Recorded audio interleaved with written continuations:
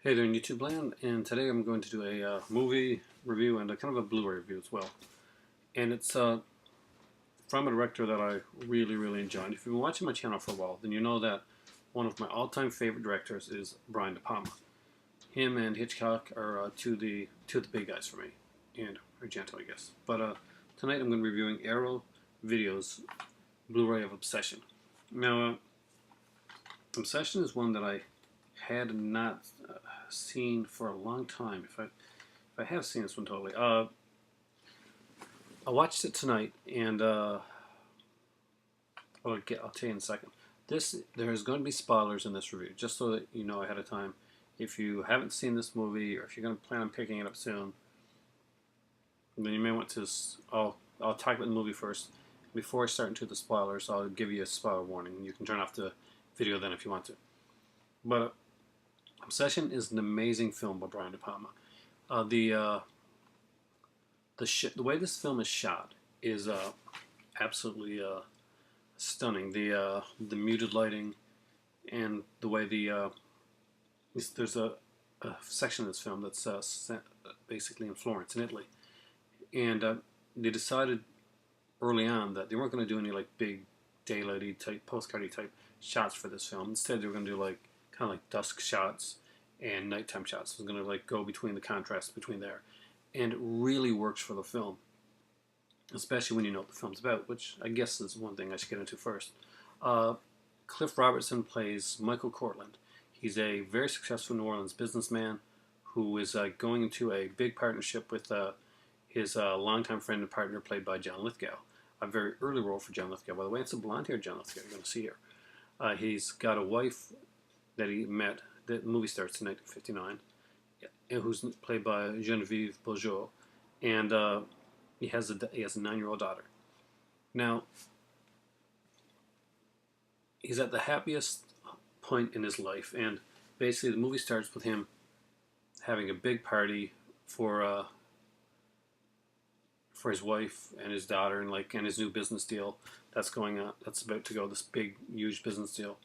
When all of a sudden something happens in the middle of the night. That's well, I can say this part because this is still the non-spoiler part. Is that there's a kidnapping that happens, and it has bad repercussions, and we'll go talk exactly what that is afterwards. But let's just talk about the Blu-ray in general for the people that are actually thinking of buying this and may not want to have it spoiled on them. Obsession is a fantastic Blu-ray transfer by Arrow Video. This is definitely one of the best. It's not DNR'd like crazy like you see with some things. The right amount of grain is there. I thought the score by Bernard Herrmann, by the way, is amazing, and it's so well produced and done here. This is an incredible copy of Obsession. I strongly recommend this Blu-ray to anybody that has even looked at it, and and they're into the Hitchcock stuff, they're into the Brian De Palma stuff, they like the 70s filmmaking. A lot of the famous people that you hear about in the 70s filmmaking scene, basically the whole independent 70s scene, you'll see those people that you see in those documentaries talking. Yeah, they worked on this, and you'll hear them talking on the documentary here. The movie itself is, it runs about 98 minutes long, and it's got a leisurely pace. It's a very good film. The transfer is fantastic.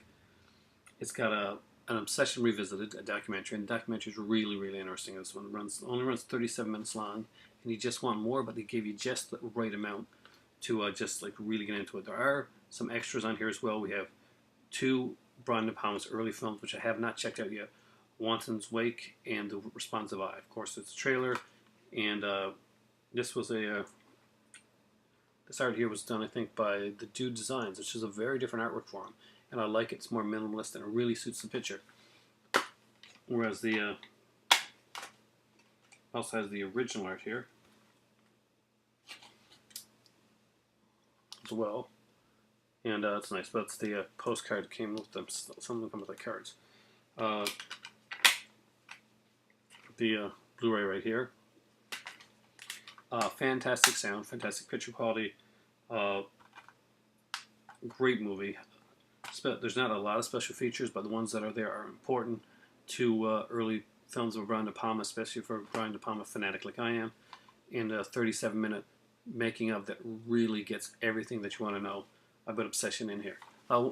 Obsession was a movie that Bernard Herrmann, of course, famous for a lot of these Hitchcock scores like Vertigo and Psycho, scored this film later in his life. And there's a story here about how he watched the movie and said he had the as he watched it, he said it was a fantastic film and he had the score in his mind, and he had to score it because they were thinking between Bernard Herrmann and John Williams at the time, and they went with Bernard Herrmann. And I think that Brian De Palma would definitely want to go with Herrmann because, like he said, this was very much, in many ways, a homage to Vertigo. Now, Herrmann was older and sick when he made this, and the score was so beautiful and so amazing. And he watched the movie, and he came out of the film like with tears in his eyes, and he was sobbing for quite a bit. And on the way back, he looked over to the guy that was sitting next to him and said, that he loved the score, but he couldn't remember. He couldn't remember writing it. So it was, he said all he could remember was that he woke up in the night and he knew there had to be like a chorus, an angelic type chorus, and De Palma was kind of like, he knew that the time was coming for him, and maybe the angels visited. It's a bit of a romantic story, but it's in the documentary. Okay, now we're going to get into spoilers. So if before you turn off, I'm going to say this is definitely for me. As a Blu-ray, this is a 5 out of 5. As a film, I'm a really big Brian De Palma fan, so I'm slanted more towards it. So I would give this a perfect score as a De Palma fan and a Hitchcock aficionado. There's the way this is shot. If you're a student of film, you're gonna love this. Even if you don't get into every part of the story, you're gonna love the way that the camera shot is done. There are some amazing camera shots here. There's one that basically shows, it's a tracking shot, kind of a 360 shot, that to show the passage of time. We see him putting down a monument, and it does a 360 shot around the monument being put down with like with a crane and bulldozer and stuff there, because then it's very unfinished land, and the shot tracks around in a 360 way, so that when it comes around to the monument towards, again, now there's like trees up there, the land is fully developed, and it's like and it's years later, and it's such a beautifully done shot. There are a few shots like this. There's a shot in the bedroom of in the locked bedroom. That's once unlocked, the actress, when she goes in and sees what she sees in the room. There's a shot that goes around that brings it to till we see her in the mirror, and you'll understand why if you watch the spoiler part of this review. And right now, I'm gonna do the spoilers part and actually type of the film and the ending and all that, and the other ending. So if you don't want to be spoiled, you can turn off the review right now. But give it a thumbs up. Yeah. Oh wait. Okay, now we're going to get into the spoiler part of this one here.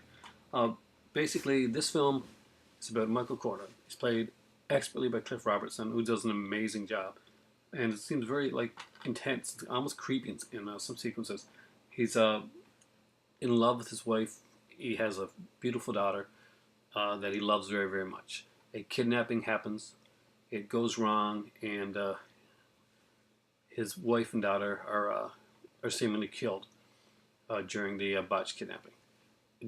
Within the kidnapping, he's basically told not to give the real money, to give fake money, and to put like a transmitter device into there. And he said that never messes up. It messes up, and he's haunted for years by the fact that what if he'd given the actual money? Would his wife and daughter still be alive? And you can see that he's become very reclusive, very haunted. He lives in 1959. He hasn't gotten past that part in all these years. So finally, he goes with his business partner, played by John Lithgow, to Italy to basically on a business deal. Now, John Lithgow's been going to Italy for years doing the business deals there, so he knows the language and he can speak Italian. Cliff Robertson has been there once before, where he met his wife at, and he gets in there, and he falls. And he meets a girl that looks exactly like his wife. Now we know obviously this is not his wife because the movie's like 16 years later, and we see that the the actress is like way well a bit the age his wife is. She's much younger. Uh, so it's the same actress, of course.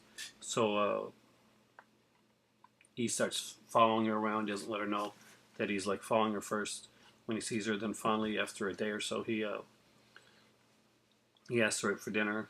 I asked her for lunch first, and then for dinner, and they have this kind of like whirlwind type of romance. She tells him she's very old fashioned, so there's going to be no sex or anything like that, not till after marriage type of thing.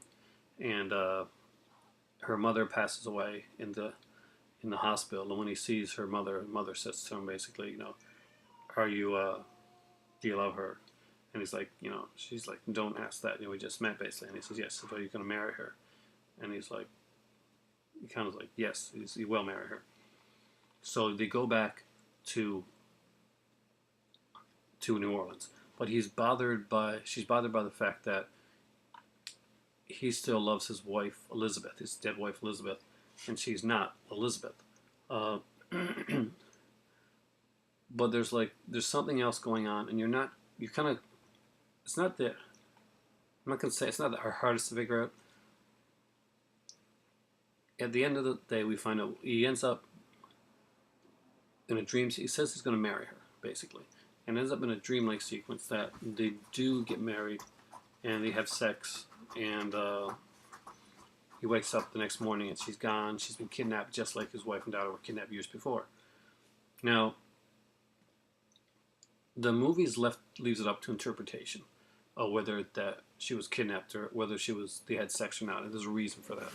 And the reason you'll find out in a few minutes, well, actually in a minute or so, is that we find out then that John Lithgow had planned the earlier kidnapping and just wanted the money because he wanted the land that Cliff Robertson had in the deal. He wanted Cliff Robertson to not have the money to go through with the deal so that Cliff Robertson would have to give him the land. And the kidnapping was going to be like his way of taking the money so that Cliff Robertson couldn't go through with their partnership. Again, this is years later, and he finally has a way to do it again. He hires the girl to basically take to marry Cliff Robertson, or either have him redo the kidnapping, or have Cliff Robertson seem mentally incompetent. So the mentally incompetent thing isn't working fast enough, so we go ahead with the kidnapping. It's around this time that we find out that he does the deal basically, and he gets the land finally, but he switches the money so that when Genevieve Bujold opens up the case, it's just paper, and she says, "There, he didn't care enough about you to pay for you," type of thing. And she's fallen in love with him at this point. And it's at this point that she totally has her as her breakthrough. I have two cats that are fighting, so hold on a second. No! Let's see if your cat's fighting again in the background. Anyway, that is when we find out that she is actually his daughter, Amy, that was thought to be dead.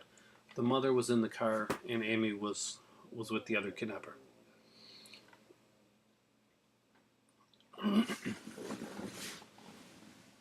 have a feeling this review is going to get shorter than I planned because I'm going to have cats taken care of. It has a fantastic ending. I really like the ending. It kind of ends abruptly, but it ends the way that I think it should have ended. I love the movie Vertigo. I love the way it's shot. I love the music. I didn't like the ending. And I know it had to go there. This one goes in a slightly different direction, and it's shocking. And it's his daughter. And I think it was left ambiguously to whether they slept together, but I would personally bet on the fact that they did. That really resonates with the ending of the film and the way things are done. So check out Obsession. And I have to go check out Cats that are in the middle of a turf war. Thanks for watching. For me, this is a 5 out of 5. I loved Obsession. The Blu-ray is amazing. It's from Arrow Video, so if you get a chance to check it out, definitely do. Arrow's put out some great Brian De Palma ones. Hopefully I'll be able to review more of those soon. I've got Phantom of the Paradise here. I've got Fury. I've got Dress to Kill. I'm a huge, and I've got Sisters. I'm a huge Brian De Palma fan. Thanks for watching, and for me right now, it is time for tea. And if you haven't checked out Brian De Palma's works, just IMDb him or wiki him, and Brian De Palma may soon become a favorite director of yours too. Thanks for watching.